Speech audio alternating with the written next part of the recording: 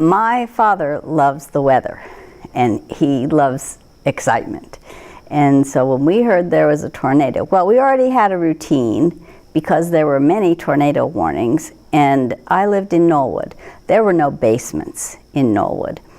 Well, there were, but about 2 per street. And so normally when we had a tornado warning, we would go to a house where they left the door open for us.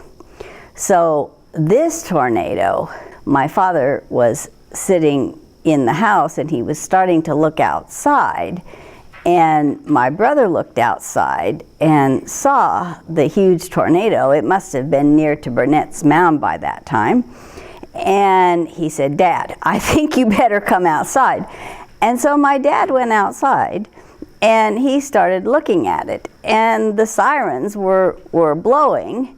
We were ready to go, and I remember I was at the edge of the property and ready to go across the street, but waiting for my parents, and my mother was screaming, "Harry, come on, it's really a tornado."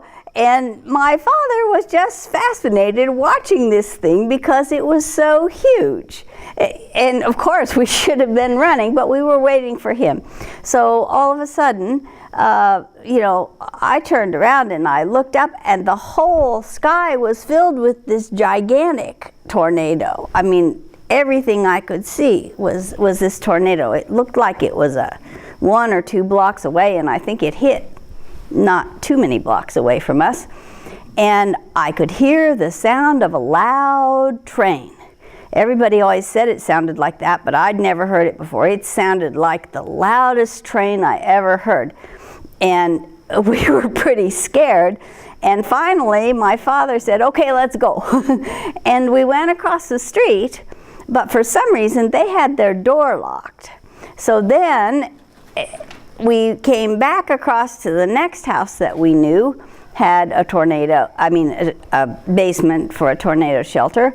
And at that time, boards started dropping in the yards all around us. I mean, not gigantic, but pieces like this that obviously had been churned up from whatever houses or whatever were broken. And we were getting pretty scared. We got to the second house, and it was locked too. This wasn't really normal.